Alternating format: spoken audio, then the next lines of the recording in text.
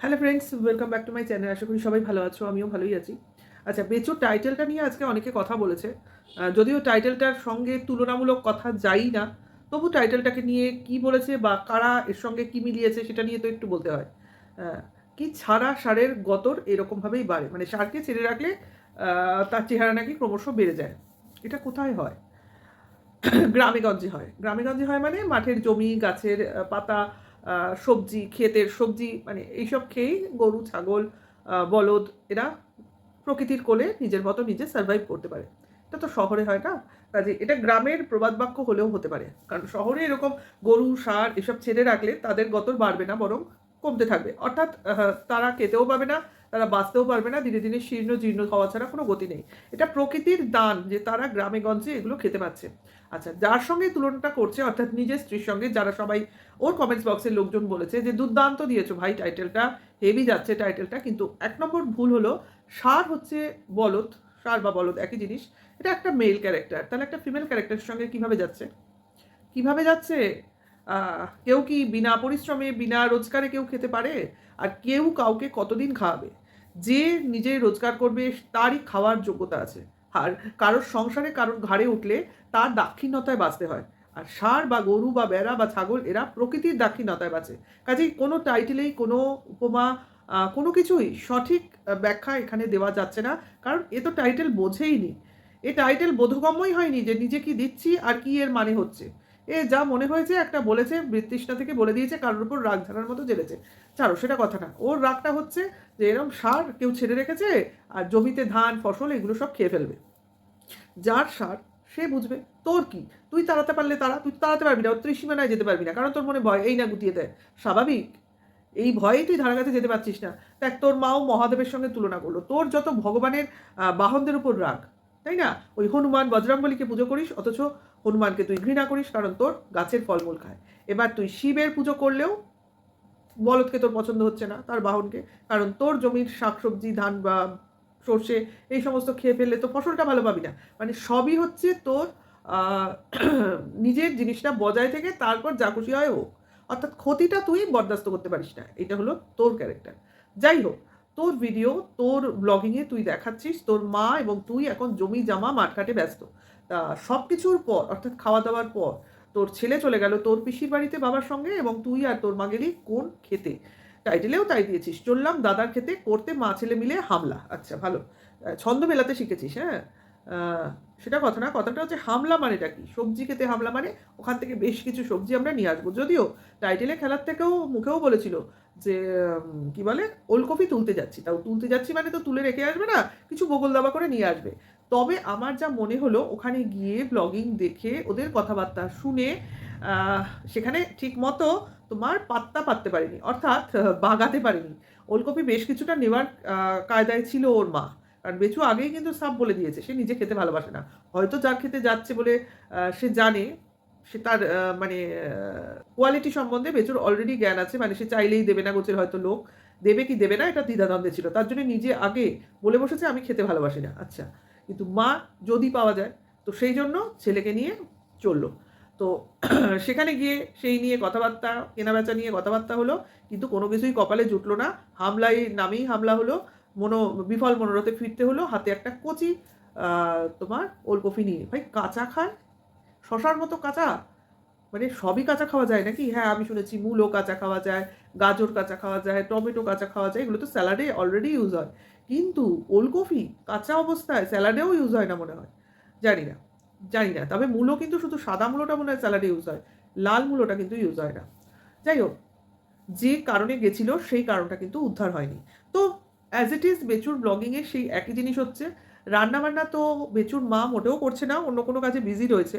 সকালে এক ডাল সিদ্ধ নিয়েই বসে রইল কড়াই থেকে। আচ্ছা, বেচু আলু সিদ্ধ মেখেই গেল, তারপর যে খেলো বা ক্যামেরাটা যেভাবে সেট করলো পাতার মধ্যে, তাতে যে কে খাচ্ছে কে খাচ্ছে না ঠিক বোঝাই গেল না। মানে জাস্ট জগা খিচুড়ি ব্লগিং ওই জায়গাটা হলো। তাতে পরিষ্কার বোঝা গেল যে কিছু এদিক ওদিক ব্যাপার আছে, সব জিনিসটা ঠিক দেখাতে চাইছে না। আর ডিক্লেয়ার করে দিল এখন থেকে ওরা ওপরেই পুরো রান্না খাওয়াটা করবে, নিচে যাওয়ার ওদের প্রয়োজন নেই। অর্থাৎ রান্নাঘরে আর রান্নাটা দেখাবে না। অর্থাৎ এখন রান্নাঘরে কেউ রান্না করলো কি করলো না, খাবার নিজে নিজে রেডি হয়ে গেল কি হলো না সেটা আর আমরা দেখতে পাবো না। যদি ছাদে রান্না হয়েছে দেখতে পাবো, হয়তো কিছুদিনের জন্য এই পলিসিই চলবে। তো খাওয়া নেই, ওই মা ছেলে খায়, আজকে তো এক পাতায় খেলো, সেটা নাকি খুব সুন্দর দৃশ্য। হ্যাঁ, খেলেই হলো আর কি। খাওয়া নিয়ে তো কিছু বলার নেই, এক পাতায় খাও, দুটো পাতায় খাও, পাতায় খাও, যা খুশি খাও, কিন্তু দুজনে মিলে তোমরা সবসময় খাও। এটা একদম আমরা প্রথম থেকে শেষ অবধি একই জিনিস দেখে আসছি, এটা নিয়ে আর কি বলবো। ব্লগিংয়ে তো কিছু ছিলই না, বলার মতো কিছু ছিল না, ঠিক আছে। তো এইবার চলে আসি এই ব্লগিংয়ের সঙ্গে কন্টিনিউয়াসলি আমি আরেকটা জিনিস বলবো, যেটা কিনা গত রাত্রে আমাদের ইউটিউবে ঘটেছে। সেটা হচ্ছে, এক নম্বর হচ্ছে সেই এম সাহার আরেকটি ভিডিও এসছে এবং তার সঙ্গে আরেকটি লাইভ হয়েছে। তো এই সাহার ভিডিও এবং ওই লাইভের কানেকশান উইথ বেচু, একটা কিছু যোগসূত্র তো আছে, তো সেইটাই আমি তোমাদের সামনে ক্লিয়ার করতে আসছি। সেটা হচ্ছে তোমার ওই এম সাহা আবার ওই পিছনের চাদরটা ঝুলিয়ে আবার ভিডিও করতে চলে এসেছে। তো এখন তো পরিষ্কার বোঝা যাচ্ছে ও কোথায় আছে, যেটা আবার আমি বলতে চাইছি না, তোমরা অলরেডি জানো। তো সেখান থেকেই আবার ভিডিও করেছে এবং সে বলতে চাইছে যে তার প্রফেশনটাকে নিয়ে সে প্রবলেমে পড়েছে। অর্থাৎ এই যে কন্ট্রোভার্সি হচ্ছে, সেই কন্ট্রোভার্সির জন্য সে নাকি বাড়ি থেকে বেরোতে পারছে না। মানে সে এত কুখ্যাতভাবে বিখ্যাত হয়ে গেছে। জানি না কীভাবে হয়েছে, বুঝতে পারলাম না, কারণ কেউ তো অরিজিনাল নাম নিয়ে বলছে না, তার যে নাম সেই নামটা কিন্তু কেউ বলছে না। যাই হোক, সেটা কথা না, কথাটা হচ্ছে সে তার বৃদ্ধ বাবা মাকে নিয়ে থাকে এবং সে বাড়িতেও থাকতে পারছে না, কোথায় আছে সেটাও বলছে না। তার মতে সে যে প্রবলেমটায় ছিল সেই প্রবলেমটা অনেকের জীবনেই থাকে, অর্থাৎ ব্যাকগ্রাউন্ড সবারই নাকি থাকে, এবং এটা নিয়ে অনেকেই কন্টেন্ট করে ইউটিউবে বিখ্যাত হয়। এই কথাটা শোনার সঙ্গে সঙ্গেই আমার মাথায় জানি হঠাৎ করে সৌমালির নামটা চলে এলো। এই কথাটা বলার মানে কি, কথাটা বলছে যখন, তখন খুব ফোকাসড হয়েছে যে এমন অনেকেই আছে যাদের অনেক রকম পাস্ট থাকে, যারা কিনা সেই সব কথা ইউটিউবে বলে কন্টেন্ট করে এবং ভাইরাল হয়ে যায়, বিখ্যাত হয়ে যায়। মানে সেই কন্টেন্টটাকে, পাসটাকে তারা ইউজ করে নিজেদের ফেমাস হওয়ার জন্য। এই যে কথাটা বললো, এটা অনেকবার আমরা বেচুর কন্ট্রোভার্সি দিদিদের মুখে শুনেছি, এবং এই যে কথাটা এম সাহার মুখেও শুনলাম, সে যেন ওই কথাটাকেই বেশি করে ইন্ডিকেট করছে বলে মনে হলো। আচ্ছা, তার সঙ্গে এটাও বললো এইটা কোনো এমন কিছু ব্যাপার নয়, আর ওকে যেভাবে অ্যাটাক করা হচ্ছে তাতে ওর মনে হচ্ছে মেয়েরাই নাকি মেয়েদের শত্রু। আচ্ছা, মেয়েরাই মেয়েদের শত্রু মেনে নিলাম, কিন্তু এখানে শত্রুতামিটা কি? এখানে আমরা বা যারা বলছে তারা কি শত্রুতা করেছে? এক তো ওর প্রাইভেট লাইফটা তোমার সোশ্যাল মিডিয়ায় ডিসক্লোজ করেছে ওর বয়ফ্রেন্ড, এবং সে কিছু কারণবশত ডিসক্লোজ করেছে, এমনি এমনি তো করেনি। আচ্ছা, এইখানে বলে রাখি, মিমি সাহা যেটা বলেছে সেটা হচ্ছে সে নাকি জানতো না তার বয়ফ্রেন্ড ক্যামেরা করছে। আচ্ছা, এটা কিন্তু একদমই বিশ্বাসযোগ্য কথা নয়, কারণ যখন ভিডিওগুলো হয়েছে তখন কিন্তু আমরা ওই এম সাহার মুখে পরিষ্কার শুনেছি যখনই কোনো ঘটনা ঘটে তখনই নাকি ওই বয়ফ্রেন্ড ভিডিও করে, মানে সব জিনিস ভিডিও করে রাখে। তার মানে মিমি সাহা জানতো তখন যে ঘটনাটা হচ্ছে সেটা তার বয়ফ্রেন্ড ক্যামেরাবন্দি করছে, এবং এই কথাটা সে তার মাকেও বলছে, মাও চিৎকার করছে, অনেক রকম কথাবার্তা সেখানে হয়েছে, এবং ক্যামেরা হাত থেকে ছিনিয়ে নেওয়ার প্রচেষ্টাও হয়েছে। কিন্তু মিমি সাহার মতে সে বলছে তাকে প্রভোগ করা হয়েছে, তাকে উৎসানো হয়েছে যাতে সে ওই ধরনের বিহেভিয়ার করে, অর্থাৎ কাড়াকাড়ি করে। আচ্ছা, মেনে নিলাম, কিন্তু আমি যদি জানি ক্যামেরা হচ্ছে তখন কিন্তু আমি একটু ডিসেন্ট ওয়েতেই করব, সেটা কিন্তু কখনো মিমি সাহা মেনটেন করেনি। অর্থাৎ সে ক্ষিপ্ত হয়েই মারপিট করেছে এবং অনেক জিনিস ভেঙে ফেলার সাউন্ডও আমরা শুনেছি, এবং সেই সাহার মাও যা বলে একটা সাউন্ডও করেছে, অর্থাৎ কিছু ভেঙে ফেলার পর। তার মানে ওখানে অনেক কিছু ধস্তাধস্তি, মারপিট, ধাক্কাধাক্কি হয়েছে। তাহলে এই যে পুরো ঘটনাটা আমাদের সামনে চলে এলো, তারপরে কিছু কথাও সামনে চলে এলো, তা সব কিছুই কি ভিত্তিলেস? যদিও এই সাহা কখনোই সেগুলো খোলাখুলি বলছে না, সে সবসময় বলছে, থ্রেড দেখাচ্ছে যে আমি অমুক করেছি, তমুক করেছি, এমন কিছু করেছি যেটা কিনা তৈরি হতে কিছুটা সময় লাগে, কিন্তু হয়েছে সেটা খুব তাড়াতাড়ি বুঝতে পারবে না, অর্থাৎ থ্রেড। ঠিক আছে, সে করো ভাই, কোনো অসুবিধা নেই। তোমার উপর যদি কোনো অন্যায় হয় নিশ্চয়ই তুমি তার প্রসেসিং করবে এবং তুমি তোমার স্টেপ নেবে অবভিয়াসলি, এবং এটা সঠিক প্রক্রিয়া। কিন্তু ভাই, তোমাকে যে কাজে লাগিয়েছিলেন ম্যাডাম, তোমার মুখেই শোনা, সেই ম্যাডামের নামটা তুমি করছো না কেন? আমার হচ্ছে এটা প্রশ্ন। কারণ তুমি ওই ভিডিওতে বলেছিলে তোমার বয়ফ্রেন্ডকে, ম্যাডামকে গিয়ে জিজ্ঞাসা করো, তখন তোমার বয়ফ্রেন্ড বলেছিল ম্যাডামকে কেন জিজ্ঞাসা করতে যাব? তো আমাদের এখানেই একটা ছোট্ট প্রশ্ন, এই ম্যাডামটি কে, যে কিনা তোমাকে ওই ইউটিউবারের সঙ্গে পরিচয় করে দিয়েছিল? কারণ এখানে অলক্ষ্যভাবে কোনো এক ম্যাডাম কিন্তু যুক্ত হয়ে যাচ্ছে, ওই কথোপকথন থেকে আমরা বুঝতে পারছি। কাজেই একজন ম্যাডাম যে এখানে পিছনে রয়েছে সেটা কিন্তু আমাদের অবশ্যই জানা প্রয়োজন, কিন্তু আমরা জানতে পারছি না। তো আমার মিমিষার কাছে এটাই প্রশ্ন যে ম্যাডামটি কে, যার কথা তুমি তোমার বয়ফ্রেন্ডকে বলছিলে, তার কাছে গিয়ে জিজ্ঞাসা করার কথাটা, ঠিক আছে?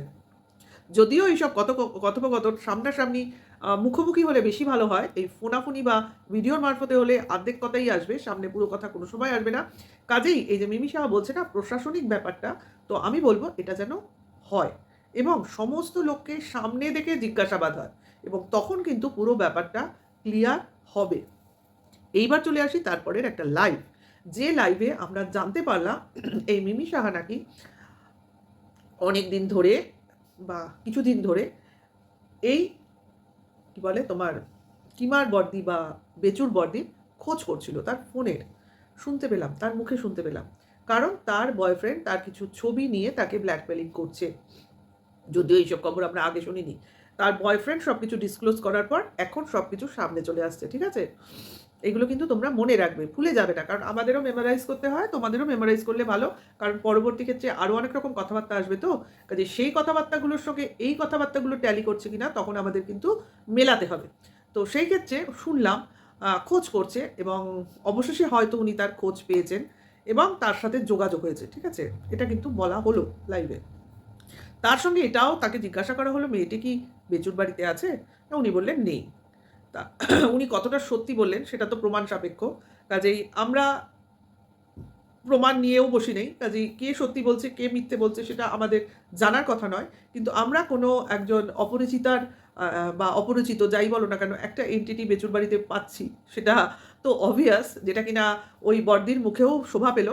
এবং উনি বললেন করুক, বলুক, বয়ে গেল। অবভিয়াসলি কন্ট্রোভার্সি তো এটাই, আমরা অনুমান ভিত্তিক বলবো, প্রুফ নিয়ে তো বসে নেই। কারণ প্রুফ যখন হাতে পাবো তখন তো সামনে দিয়ে দেবো, তাই না? কারণ ওইরকম পিছনে প্রুফ রেখে কথা বলে লাভ নেই। তবে যতটুকু দেখছি ততটুকু ভিত্তি করেই বলছি, কারণ ফাঁক আছে, মিথ্যে ব্লগিং হলে সেখানে ফাঁক থাকবে। সে যতই ভাবুক যে আমি এই ব্লগিংটা একদম পারফেক্ট করেছি, কিন্তু কোথায় যে একটু খুঁত থেকে যাবে সে নিজেও বুঝবে না। তো আজকের ডেটে তো বুঝতে পারলাম যে এই আমাদের সাহার সঙ্গে এই বর্দির একটা যোগাযোগ সাধন হয়েছে, বোঝা গেল। এইবার পরবর্তীকালে বোঝা যাবে কি হচ্ছে বা পরের স্টেপটা কি আছে। যাই হোক, বর্দির পক্ষের ক্রিয়েটাররা, বেচুর পক্ষের ক্রিয়েটাররা সবই তো এক। তো তারা তো এই মেয়েটিকে ধোলাই করছে বেশ দেখতে পাচ্ছি, কিন্তু যেখানে বর্দির সঙ্গে এই মেয়েটির এত ইন্টিমেসি এবং ওনার এত মেয়েটির প্রতি দুর্বলতা বা বলতে পারো তার প্রতি একটা দুঃখিত দুঃখিত ভাব, তার জন্য কিছু করার ইচ্ছা তার মনে দেখলাম, মনে হলো। তো সেক্ষেত্রে জিনিসটা ঠিক মেলাতে পারছি না। তিনি চাইছেন মেয়েটাকে সেফ বা প্রোটেক্ট করতে, কিন্তু বেচুর পক্ষে ক্রিয়েটাররা, দাদা দিদিরা চাইছেন মেয়েটাকে কোনোভাবে বেচুর জীবন থেকে ছুঁড়ে ফেলে দিতে। তাহলে ব্যাপারটা ঠিক কী হতে চলেছে? কাজে এই যে জিনিসটা, এই জিনিসটা কিন্তু এখন বেশ জটিল আকৃতি নিচ্ছে, এবং দেখা যাক বেচুর এই যে দাড়ি বৃদ্ধি এর কারণটা কি। এই টিনার শুনলাম যে একটা ছেলের সঙ্গে সাক্ষাতের ব্যাপারটা খুব তাড়াতাড়ি হতে চলেছে, সেই জন্য নাকি মেয়েটার সেফ, মানে মেয়েটার অনেক মেয়েটা একটা বিপদের মধ্যে রয়েছে, সেইটা কোনটা, কারণটা কি? কারণ সবের সঙ্গেই আমাদের বেচুর নাম জড়িয়ে রয়েছে, টিনার সঙ্গে তো জড়িয়েই রয়েছে, এবং ওই মেয়েটির সঙ্গেও কিন্তু আমাদের বেচুর চ্যানেল এবং বেচুর নাম জড়িয়ে রয়েছে। কাজে সব দিকেই এতটা দুর্ভাবনার মধ্যে রয়েছে বেচু, তার জন্যই মনে হয় এত বেশি টেনসড হয়ে রয়েছে, এবং ওই দাড়ি বৃদ্ধির এটাই কারণ। কোনো একটা প্রবলেম সলভ হলেই আমার মনে হয় বেচু দাড়ি কাটবে। তো সেই দিনটার অপেক্ষা করব, এবং অবভিয়াসলি করব, এবং তোমরাও করো। যদি ভালো লাগে ভিডিওটা তাহলে লাইক কমেন্টস করবে, নেক্সট ভিডিও রেট করবে। এখনকার জন্য এইটুকু, টাটা, বাই।